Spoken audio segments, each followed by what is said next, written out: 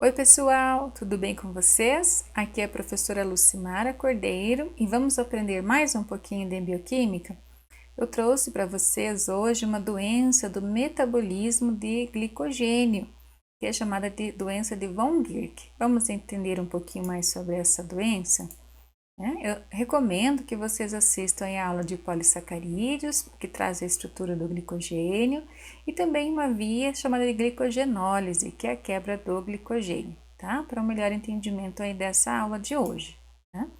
Eu trouxe um caso clínico, um caso verdadeiro, que foi publicado aí num artigo, eu já mostro para vocês. Então, vamos ler aí o que aconteceu. Então, o bebê com 4 meses de idade, né, foi levado ao pronto-socorro pela sua mamãe e afirmava então que o bebê estava com febre, vômitos e diarreia, já fazia um dia e meio.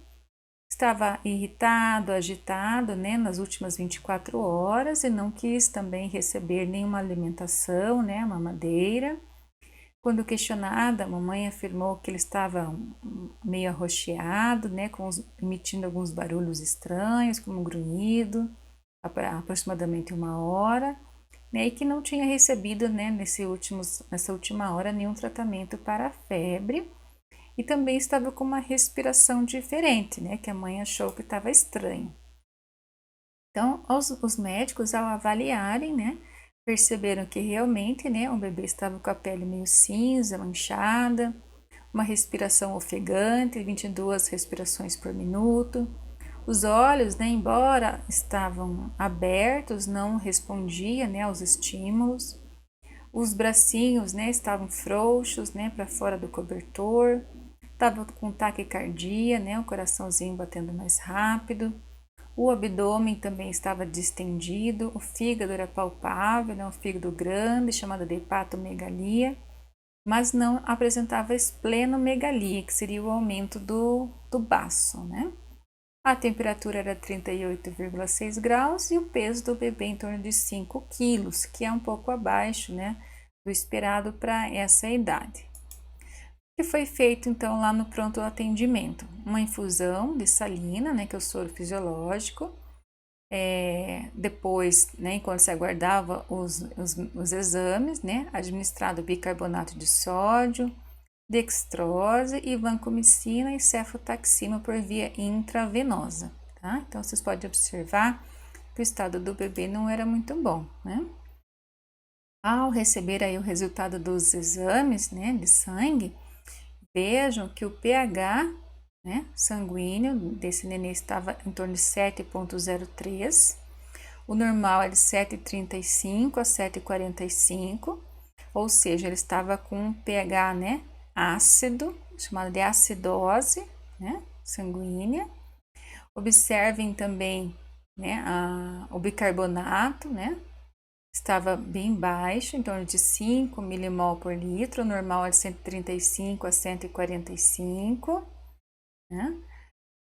Que mais? Vejam que os níveis de glucose, né, ou glicose sanguínea estavam muito baixos, né, menos do que 20, sendo que o normal é de 70 a 109, estava com uma hipoglicemia muito grave, né, severa, né? Que mais? A amônia, vejam que a amônia estava muito alta, de 162 milimol por litro, normal de 11 a 35. Os níveis de lactato, né, que é o ácido lático, também muito altos, normal de 0,5 a 1,6, ele estava com 12, né, que causa aí a acidose chamada de lática, né, e ou para essa doença, outros achados também são frequentes, onde nós temos ácidos graxos livres, triglicerídeos muito aumentados no sangue, que não foi feito aqui para esse paciente lá no pronto-socorro, né, mas é muito comum também. Então, acharam uma hipertrigliceridemia.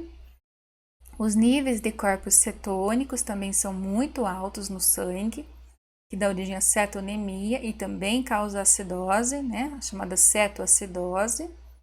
E no fígado, um aumento muito grande da quantidade de glicogênio e lipídio, tá?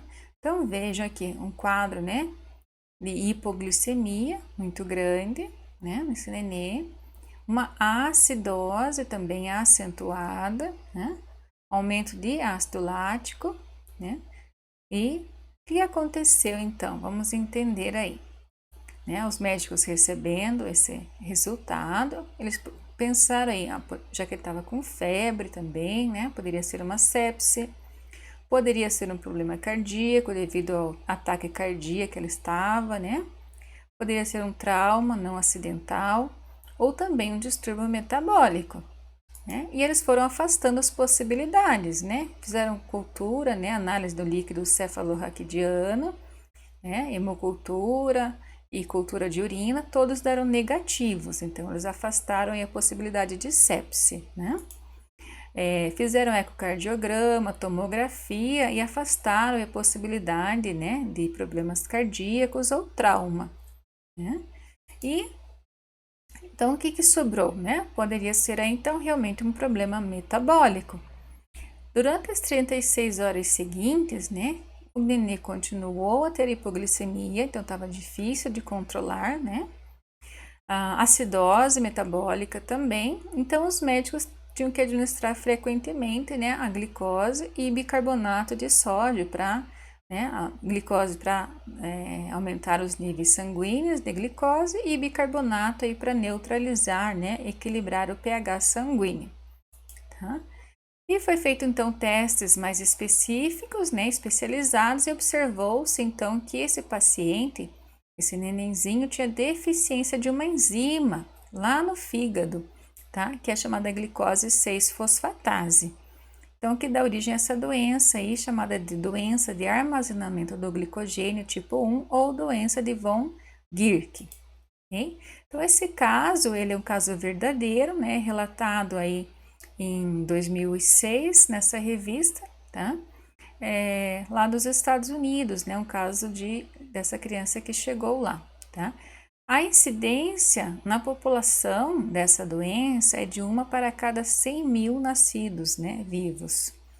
E o início dos sintomas geralmente se dá a partir dos 3 meses de vida, tá? É muito comum, então, antes do primeiro ano de vida da criança, já se perceber esses sinais, né, dessa doença, principalmente pela hipoglicemia e a acidose, né, que causa aí no sangue, tá? Eu achei aqui também, né, tem alguns estudos brasileiros que mostra aqui um estudo com 21 pacientes feitos pelo Hospital de Clínicas, né, de Porto Alegre. Então é bem interessante esse artigo, fácil leitura, e mostra então o perfil, né, clínico e laboratorial desses pacientes, né, que tem essa doença aí de von Gierke aqui no Brasil, ok? Então vamos entender um pouquinho da homeostase, né, da glucose no sangue, né, como que ela acontece, essa manutenção dos níveis então sanguíneos de glicose. Vejam, nessa tabela eu mostro aqui, né, com o passar das horas do dia, né, a alimentação, né, que foi feita por essa pessoa e os níveis sanguíneos, tá, de glicose. Em miligramas para cada 100 ml de sangue ou miligramas por decilitro, tá? Então, veja aqui em jejum, né, 8 horas da manhã, ele estava com 78 miligramas por decilitro. O café da manhã aqui dessa pessoa foi às 8h30, uma dieta rica em carboidratos. Então, como esperado, aqui às 9 horas teve um pico glicêmico, né, aumentou aí a quantidade de glicose no sangue, que com o passar aí também do tempo foi se normalizando, ou seja, as células, né, captaram essa glicose sanguínea e os níveis voltaram ao normal. Aí teve a hora do almoço, aqui 2 da tarde, novamente teve aumento, voltou ao normal, né? A janta, né, novamente teve um pequeno aumento, e vejo que após o jantar, que foi aqui às 8 da noite, né, até no outro dia, às 8 da manhã, teve um jejum aí de 12 horas, e nesse jejum de 12 horas os níveis sanguíneos também permaneceram dentro da normalidade, né, em torno aqui de 77, 78 miligramas por decilitro. Então, nesse jejum aí curto de 12 horas, o que aconteceu, né? Teve a quebra do glicogênio lá no fígado, né? Tem uma aula aí no canal de glicogenólise, né? Recomendo que vocês assistam. Então, nessas primeiras 12 horas de jejum, então teve a quebra do glicogênio hepático, né, para que possa se manter então os níveis de glicose sanguínea dentro da normalidade. Como o hormônio, né, nós temos uma queda dos níveis de insulina plasmáticos e um aumento do hormônio do jejum, aí, que é o glucagon, certo? Então, nas primeiras horas, né, de jejum, a glicogenólise é a principal via, né, de produção, né, de liberação de glicose para o sangue a partir do fígado, e depois entra em ação uma outra via chamada de gliconeogênese, né, que mantém aí os níveis sanguíneos de glicose normais quando o jejum é muito prolongado. Okay?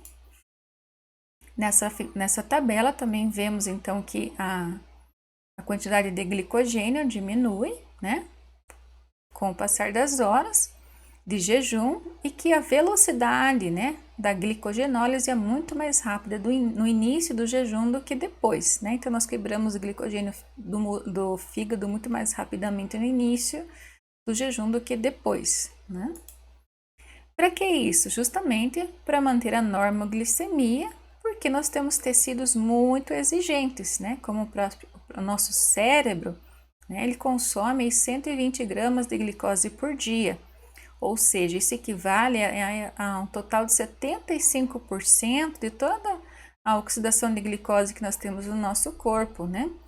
Para o cérebro, né? Independentemente da atividade mental desempenhada, né? Se você está dormindo, se você está pensando, se você está muito agitado, enfim, né? O cérebro, ele usa aí muito carboidrato, ok? E por que é importante, então, né, manter? É muito sensível a variação de glicose. Vejam que uma baixa aí abaixo de 40 miligramas por decilitro, nós já podemos ter problemas cerebrais, aí, letargia, convulsões, coma. Né? Você veja que aquele neném lá estava com 20, né? Então ele estava realmente com letargia, ou seja, ele estava irresponsivo, né, aos estímulos, né? Então, devido ao que a hipoglicemia severa que ele se encontrava. Né? Essa doença, né, ela levou o nome em homenagem, né, a esse patologista, esse médico patologista, Edgar, né, von Guericke. Esse artigo aqui é até bem interessante para quem gosta de história, de conhecer um pouquinho mais, né, sobre a história. Mostra um pouquinho da vida desse médico, né, e que sofreu também muito aí na guerra, né, devido ao nazismo, né, era descendente de judeus, né, então ele teve um grande problema aí durante a Segunda Guerra, e esse artigo relata o seu sofrimento, então, tá? Então, o Edgar, né, von Guericke, em 1929, ele publicou, então, o primeiro artigo, né, sobre essa doença de armazenamento do glicogênio, né, numa autópsia que ele fez no corpo de uma criança, e ele chamou essa doença de hepatonefromegalia glicogênica, né? Que até aquela época era um enigma, né? Não se tinha ideia do que acontecia. Por que o fígado ficava aumentado, por que os rins também ficavam aumentados, né? E principalmente em crianças, né? Então, para os médicos, né, foi o esclarecimento de casos que eles chamavam, né? Essa doença tinha muitos nomes até aquela época. De infantilismo hepático, distúrbios do crescimento em crianças com grandes tumores hepáticos, hipertrofia cardíaca e idiopática com aumento do fígado, né? Cirrose hepática infantil, de etiologia obscura, porque não se sabia o que acontecia, né? E a partir dessa época, né, então, como von Guericke fez todo o relato aí dos problemas o que acontecia, né, nessa doença, a seguir, então, ficou conhecida como a doença de von Guericke. Bem legal, né? Na sequência, né, demorou aí 1929, ele relatou a parte de descrição do tecido, né, que tinha um acúmulo de glicogênio no fígado, mas não se sabia ainda o mecanismo bioquímico. Em 1952, né, esse casal aí muito famoso na bioquímica, que é a Gert, né, e o Carl Corey, né, eles descreveram então que nessa doença, né, tinha deficiência de uma enzima, que é a glicose 6-fosfatase, tá? Então, o von Gierke descreveu a parte, né, anatômica, que a doença era causada pelo acúmulo de glicogênio, mas ainda não se sabia a razão, né? E o casal aqui, a Gert e o Carl, descobriram que era pela deficiência dessa enzima glicose 6-fosfatase. Então, vamos entender aí agora o que acontece, né? Lá na aula de glicogenólise, eu expliquei para vocês, né, que o glicogênio, pela ação da glicogênio fosforilase, ele é, né, cortado aqui em glicose 1-fosfato, na extremidade terminal não redutora, nós vamos cortando aí, liberando glucose 1-fosfato. Pela ação da fosfoglicomutase, nós transformamos a glicose 1-fosfato em glicose 6-fosfato. E a glicose 6-fosfatase desfosforila a glicose 6-fosfato, dando glicose livre, que por sua vez, então, sai para o sangue, né? E vai, então, para o cérebro, né? Para nutrir o cérebro, para que ele possa fabricar ATP, tá? Então, nos pacientes que têm a doença, né? O que acontece? Né? Na deficiência dessa enzima, glicose 6-fosfatase, né, não tem a liberação, então, da glicose para o sangue nos períodos de jejum. Então, o que justifica, né, naquela criança, a hipoglicemia severa, né? Se não tem aí a glicogenólise, né, nos primeiros horas, não tem a liberação de glicose para o sangue. E nem depois, né, na gliconeogênese, ela também usaria essa glicose 6-fosfatase para, né, remoção do fosfato aqui da glucose 6-fosfato vindo da gliconeogênese para ser liberado no sangue. Então, nos períodos de jejum, as pessoas que são portadoras dessa doença não conseguem liberar, né, a glicose lá do fígado, seja ela vinda da gliconeogênese ou seja ela vinda da quebra do glicogênio, tá? Então, ela tem uma falha muito grande na manutenção, né, nos níveis sanguíneos de glicose no jejum, né, nos períodos de jejum. Então, quais são as características dessa doença, né? Um acúmulo de glicogênio no fígado, uma vez que ele não é quebrado, né, nós vamos ter aí um acúmulo, levando a essa hepatomegalia, o aumento do tamanho do fígado, né? Lembrando que também isso pode acontecer nos rins, né? Tem um acúmulo também de ácido úrico, né, nesses pacientes. A hipoglicemia, que é muito acentuada. E nos nenéns, né, essa característica da hipoglicemia, inclusive, pode causar a cianose, que foi o que a mamãe relatou, né, que aquele paciente estava arroxeado, né, com manchas arroxeadas, acinzentadas, né. Mesmo que tenha uma oxigenação adequada, né, a cianose ela acontece em bebês com hipoglicemia severa. O que mais, né?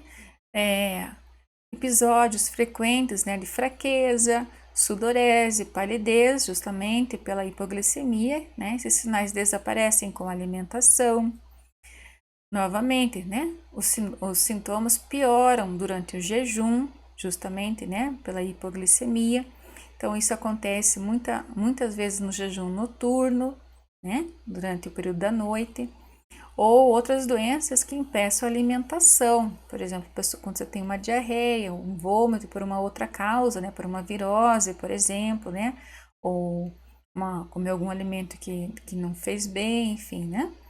Também existe a dislipidemia, né, justamente pela mobilização dos triacilgliceróis, né, estocados no tecido adiposo, então nós temos aí um grande aumento de ácidos graxos, triglicerídeos no sangue.